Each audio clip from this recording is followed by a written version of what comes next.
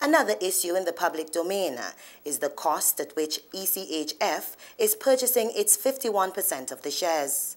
The bank's price is based on the net book value. That is whether you're doing a bank in St. Vincent, when you're doing a bank in Kazakhstan, whether you're doing a bank in Saudi Arabia. Almost everywhere you do value a bank, you value it on the base net book value.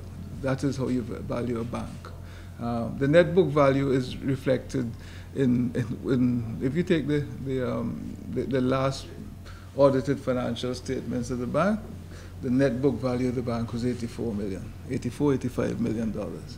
That is what it was. That is, and the accounts that are likely to be released in the very near future in respect of the recently concluded financial year will reflect that that hasn't changed very much. The due diligence of the purchasers satisfied them that that price, that net book value was consistent with the assets that they were acquiring and the liabilities that they would have to match against those assets. So they were prepared to value the bank at that level. I can tell you that we have been subjected to at least 3 or 4 other assessments by various agencies over the last 6 months. The deviation is not significant between any of them.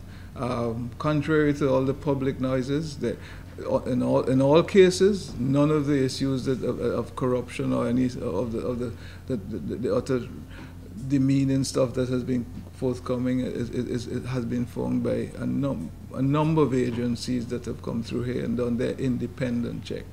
So the value is, to answer your question, is consistent. If 42 million for 51% is consistent with the net book value.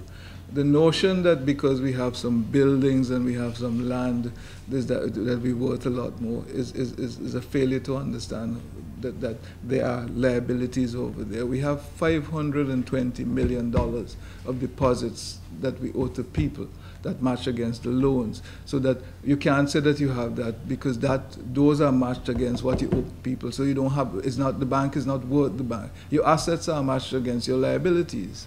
So you can't talk about only your assets as if you don't owe it. You have these loans, you have the cash in the bank, you have the buildings, and these things add up to 700 and something million.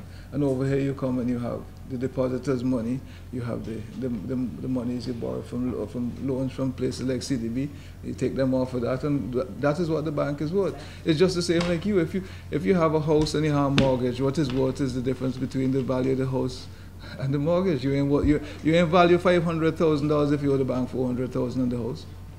You value $100,000. Yeah?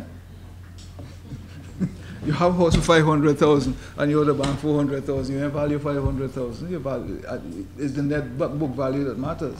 You can't go out and sell it for $500,000 and get $500,000 because first you got to pay off the $400,000. Yeah? And this is no different for you.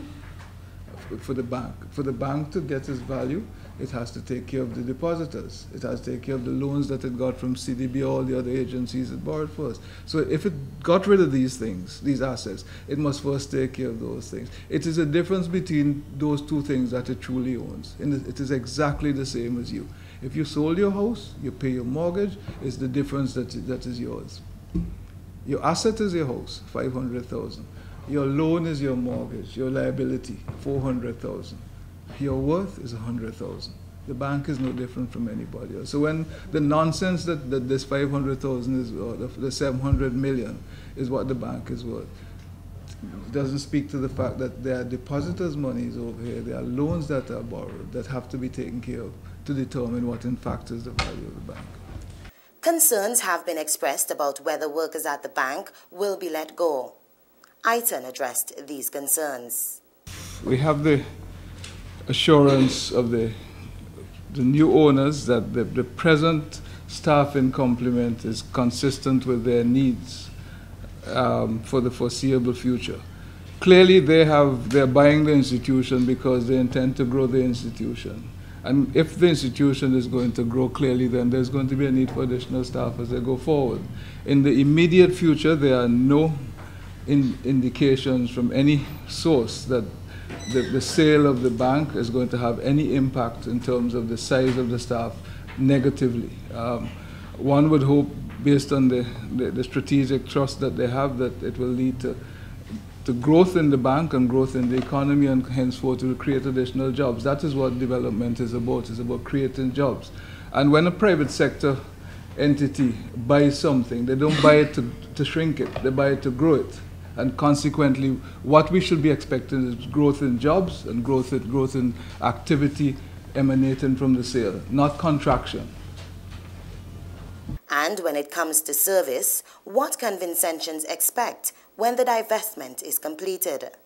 We can expect that the service quality will be enhanced, because we move into a more competitive environment. We move into an operation that is run by a traded company that has to deliver services in a competitive environment and deliver returns to its investors who are shareholders, and the shares are traded on an exchange. So they have to enhance the quality of the service delivery, and thereby the efficiency and the profitability.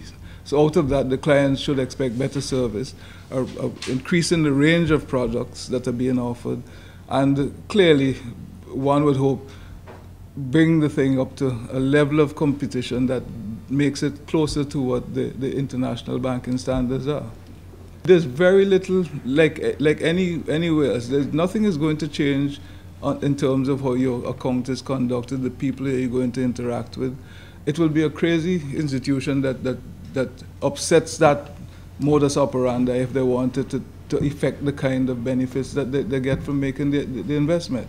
What they're going to do is add value by incrementally improving things. Nothing is going to change. Absolutely nothing changes. All that changes is a portion of the shareholding that was previously in the hands of government going to the hands of a private entity that is bent and is committed to make the operation far more efficient and effective. That is all that changes. Nothing changes on the ground. The trend in recent years, given the changing global climate, has been for small single financial entities to move towards divestments and mergers. St. Vincent and the Grenadines has in fact been no stranger to divestments, mergers and takeovers, having experienced the merging of Barclays Bank with the Canadian Imperial Bank of Commerce to become the first Caribbean bank, and when the Caribbean Banking Corporation was taken over by the Royal Bank of Trinidad and Tobago. It's the same. It's no different from Barclays and CIBC starting FCIB. The structure. I mean, let us get real. In the last 5 years, and maybe a little more than that, two of the four players in this market have done what we are doing. First Caribbean and is an outgrowth of Barclays and CIBC, right? Because they found that by pooling their capital, they can do better at what they do within the region, the Caribbean region. Within the last 3 years, Royal Bank, which was the previous owner of RBTT, recognized that to operate within the region, strategically, it was in their best interest to buy back RBTT. Nobody makes any noise. Royal Bank buys back RBTT, nothing changes. Nobody moves their account. There's no alarm. Why is it that there's all this alarm when at the local level we're trying to do the same thing to enhance the operation of the thing? When the foreign entities do it with total impunity. And I'd venture to say that a number of the people who are making all the noises in this environment and talking about savings going to about profits going to St. Lucia, send their profits to Canada with those banks, because that's where their profits go. And we are in histrionics about some profits going to St. Lucia, but the majority of the savings in the island are in the 3 Canadian banks that send their profits to Canada. What is our objective? Aiton is reassuring the Vincentian public. Nothing changes in the immediate future. Any changes that will be forthcoming should only be for the better and for the expansion and the efficiency of the operation. Reporting for the API, I am Zinga Graves.